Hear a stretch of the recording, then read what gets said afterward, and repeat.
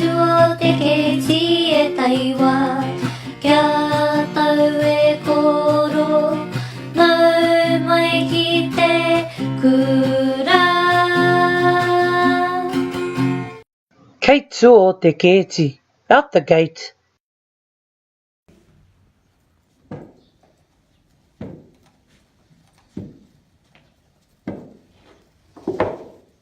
Look at you all, on your phones and laptops.